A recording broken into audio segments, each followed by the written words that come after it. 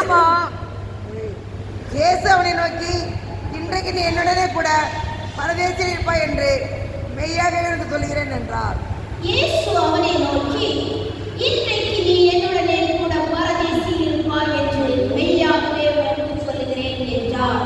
இன்றைக்கு டுடே நீ என்னுடனே பரதேசில் இருப்பாய். பரதேசி என்றால் பாரடைஸ், அழகான பூஞ்சோலை, ஏதேன் தோட்டம் போன்ற அழகான பூஞ்சோலை என்று பொருள்படும். மெய்யாகவே என்றால் நிஜமாகவே, சத்தியமாகவே, ப்ராமிஸ், வாக்குறுதியை அந்த இடத்திலே திருடனுக்கு நம்முடைய ஆண்டவராகிய கொடுக்கிறார். காலையில் திருடனாக இருந்த இந்த மனிதர் மாலையில் பரதேசில் இடம் பெறுகிறார். எவ்வளவு அற்புதமான நிகழ்ச்சி இல்லையா? ஏன் அந்த மனிதருக்கு இந்த பரதேசியில் இடம் கிடைத்தது பார்க்கலாமா? அந்த மனிதரிடத்திலே சில நற்பண்புகள் இருந்தது. அதை பார்ப்போம்.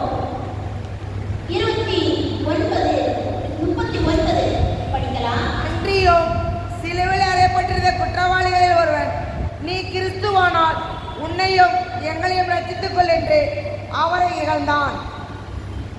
குற்றவாளிகளில் ஒருவன் அவனை இகழ்கிறான். இந்த குற்றவாளிக்கு பேர் நிந்திக்கிற குற்றவாளி. நாம் மத்தேயு, மார்க்கு, லூக்கா, யோவான் 4 சுவிசேஷங்களிலும் இந்த காட்சியை எழுதியிருக்கிறார்கள். இந்த மத்தேயு, மார்க்கு நாம் படிக்கும்போது மத்தேயு எழுதியிருக்கிறார்கள், இருவரும் முதலில் நிந்தித்தார்கள். அங்கே இருக்கிற வேதபாரகர், பரிசேயர், பிரதான ஆசாரியர்கள், சதுசேயர், அங்கே இருக்கிற ராணுவ வீரர்கள் அனைவருமே பரியாசப்படுகிறார்கள். ஆனால் இறுதியாக இந்த ஒரு திருடன் மனம் திரும்புகிறார். ஒருவன் என்ன சொல்கிறான்? நீ தேவனானால் உன்னை ரட்சித்துக் கொள், எங்களை ரட்சித்துக் கொள் என்று இகழ்கிறான்.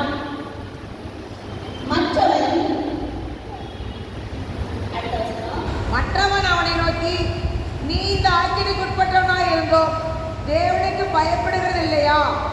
நீ இந்த ஆக்கினைக்கு உட்பட்டவனாயிருந்தும் ஆக்கினைக்கு உட்பட்டவனாயிருந்தும் தேவனுக்கு பயப்படுகிறதில்லையா?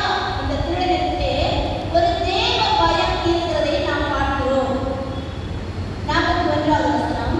நாமோ நியாயப்படி தண்டிக்கப்படுகிறோம், நாம் நடப்பித்தவைகளுக்கு தக்க பலனை அடைகிறோம். இவரோ தகாத ஒன்றை நடப்பிக்கவில்லை என்று அவனை கடிந்து கொண்டு, நாமோ நடப்பித்தவர்களுக்கு தண்டிக்கப்படுகிறோம். அப்படி என்றால் நாம் இருவரும் திருடர்கள், பலவிதமான திருக்குறளில் நாம் சேர்ந்து பண்ணியிருக்கிறோம். அதற்குரிய தண்டனையை நாம் அனுபவிக்கிறோம். அப்படி என்றால் தன்னை உணர்ந்த ஒரு மனிதனாக அங்கே தன் தவறுகளை ஒப்புக்கொள்கிறான். முதலிலே அவனிடத்திலே தேவ பயம் இருந்தது. இரண்டாவதாக தன்னை உணர்ந்தான். மூன்றாவதாக தன் தப்பிதங்களை ஏற்றுக்கொண்டான். நான் தவறு செய்தேன் என்று ஏற்றுக்கொண்டான். இவரோ தகாத ஒன்றையும் நடப்பிக்கவில்லையே என்று சாட்சி கொடுக்கிறார். அந்த சிலுவையிலேயே இயேசு கிறிஸ்துவை குறித்து சாட்சி கொடுக்கக்கூடிய ஒரு நல்ல இதயத்தை நாம் அங்கே பார்க்கிறோம். அவன் தொழிலில் திருடந்தான், ஆனால் அங்கே இயேசு கிறிஸ்துவை குறித்து சாட்சி கொடுக்கிறான். இவரோ தகாத ஒன்றையும் நடப்பிக்கவில்லையே என்று முதல் திருடனை கடிந்து கொள்கிறார். இப்போது இயேசுவுக்காக அவன் சாய்ந்து விட்டார். இயேசுவை நோக்கி, ஆண்டவரே, நீர் உம்முடைய ராஜ்யத்தில் வரும்போது அடியேனை இயேசுவை நோக்கி, ஆண்டவரே, நீர் உம்முடைய ராஜ்யத்தில் வரும்போது அடியேனை நினைத்தருளும் என்று தன்னை தாழ்த்துகிறார். ஆண்டவர் என்றால் ஆளுகை செய்பவர் என்று பொருள். A person who has all the authority and power. எல்லா அத்தாரிட்டியும் பவரும் இருக்கக்கூடிய ஒருவர் ஆண்டவர். அப்படி என்பதை இவனுக்கு புரிந்து கொள்கிறான். இவன் தன்னை தாழ்த்துகிறான், தன் தவறுகளை ஒப்புக்கொள்கிறான். இயேசு கிறிஸ்துவை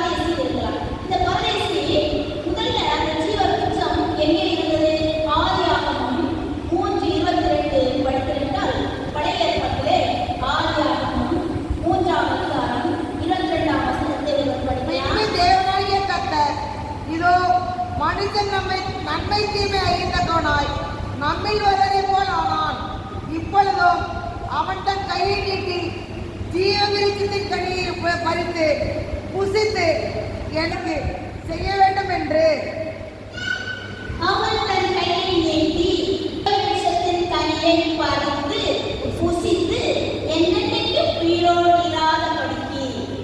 ஏன் தேவன் அப்படி செய்தார்? தேவன் தன் சாயலில் மனிதனை படைத்தார். தன்னுடைய சுவாசத்தை கொடுத்து ஜீவ ஆத்மா ஆனான் அந்த மனிதன். அந்த மனிதன் தேவன் வேண்டாம் என்று ஒதுக்கி வைத்த கனியை புசித்ததால் அவன் பாவம் செய்தார். அந்த பாவத்தின் பலனாக தேவன் அந்த ஆதாமை தோட்டத்திலிருந்து வெளியே துரத்தி விட்டார்.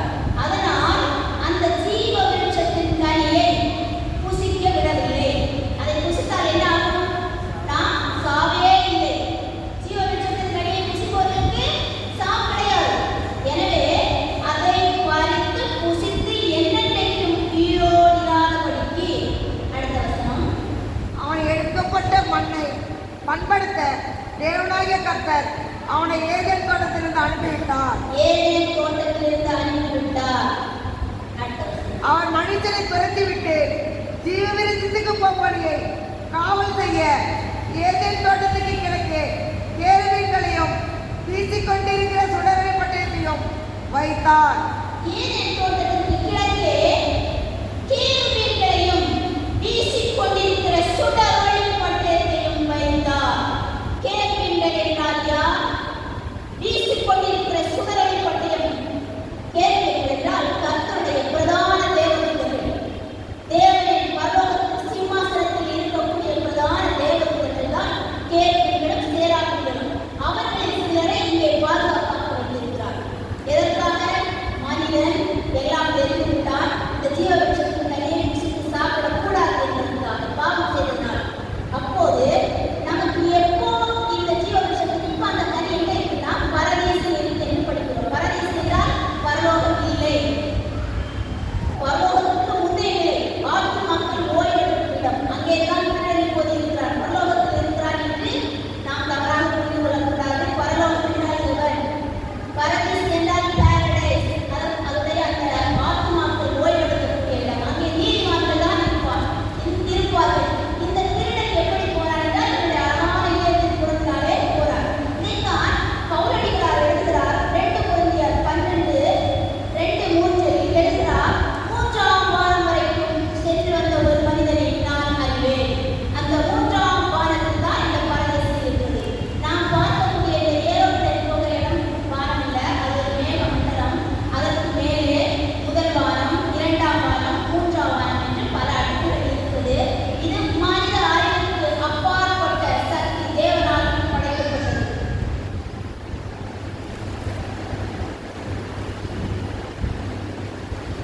இந்த விஷயத்தினால நாம் என்ன கற்றுக்கொள்கிறோம்? இவ்வளவு நேரம் நம்ம படித்திருந்த இந்த விஷயங்களால நம்ம என்ன படிக்கிறோம்னா, ஏசப்பா தன் பாவங்களுக்காக, அவர் செய்த பாவங்களுக்காக சிலுவையில் அறையப்படவில்லை. அதை மோசே தன் நியாயப்பிரமாணத்தில் எழுதி வைத்திருக்கிறார். சங்கீதக்காரர் எழுதி வைத்திருக்கிறார். ஏசாயா எழுதி வைத்திருக்கிறார். இன்னும் அநேக தீர்க்கதரிசிகளும் நியாயப்பிரமாணத்திலும் இந்த ஏசப்பாவுக்கு நடக்கக்கூடிய கொடிய பாவங்கள், சிலுவையின் பாடுகள் எல்லாம் எழுதி வைத்திருக்கிறார்கள். அவர் யோவான் 3:13 சொல்கிறது, அவர் பரலோகத்திலிருந்து இறங்கினவர். யோவான் 3:13. பரலோகத்திலிருந்து இறங்கினவரும் பரலோகத்திலிருந்து இறங்கினுமான மனுஷகுமாரனே இல்லாமல் பரலோகத்துக்கு ஏறினவன் ஒருவனும் இல்லை. இந்த திருடன் பரலோகத்தில் இல்லை, அந்த அவர் பரதீசில் தான் இருக்கிறார். ஏன்னா பரலோகத்தில் இருந்து இறங்கினவரும் பரலோகத்தில் இருக்கிறவருமான மனுஷகுமாரனே அல்லாமல் பரலோகத்தில் ஏறினவர் ஒருவனும் இல்லை. யோவான் 6:38 படிங்க. என் சித்தத்தின்படி அல்ல, என்னை அனுப்பினவருடைய சித்தத்தின்படி செய்யவே நான் வானத்திலிருந்து இறங்கி வந்தேன். அவர் பூமியிலிருந்து வரவில்லை, அவர் வானத்திலிருந்து வந்தார் என்று அவருடைய நெருங்கிய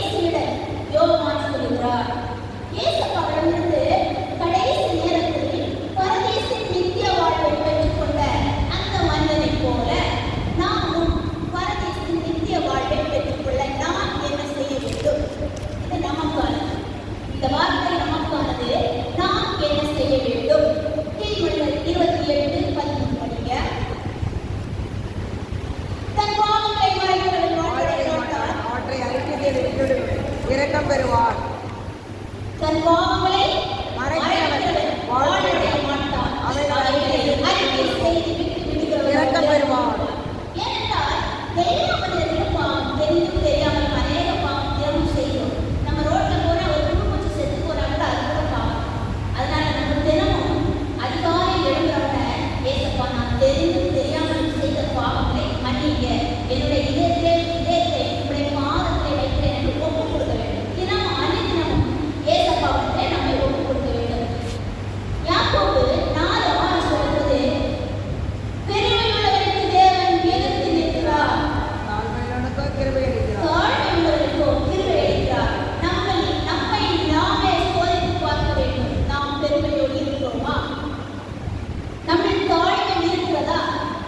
உலக ஆசா பாசங்களை எல்லாம் ஏசப்பா தருவாங்க. நம்ம கேட்கிறோம், கேட்டு பெற்றுக்கிறோம். இந்த ஆசா பாசங்களினால் பரலோகத்தில் இடம் கிடைக்காது. இது உலகத்திலேயே நாம் வாழ்வது நம் சரீர பிரகாரமானது. எனவே எனக்கு 10 வீடு இருக்கு, 10 கார் இருக்கு, பெருமை கொள்ளாமல் என்ன ஆசீர்வாதங்கள் கர்த்தர் தந்தாலும் அதை நாம் உலகத்தில் அனுபவித்து நம் இதயத்தை எப்போதும் தாழ்மையாக வைத்துக் கொள்ள வேண்டும். 1 பேர் 5 வைக்கிறீங்க. அதுவும் அதே பெருமையுள்ளவருக்கு தேவன் எதிர்த்திருக்கிறார். தாழ்மையுள்ளவனுக்கோ கிருபை அளிக்கிறார். ஆமா, இறுதியாக அனைவரும் படிக்க வேண்டியது கலாத்தியர் 5:22-23. அனைவரும் படிக்கலாம். கலாத்தியர் 5:22-23. ஆவியின் கனியோ ஆவியின் கனியோ அன்பு, சந்தோஷம், சமாதானம், நீடிய பொறுமை, தயவு, நற்குணம், விசுவாசம், சாந்தம், இச்சையடக்கம், இப்படிப்பட்ட விரோதமான பிரமாணம்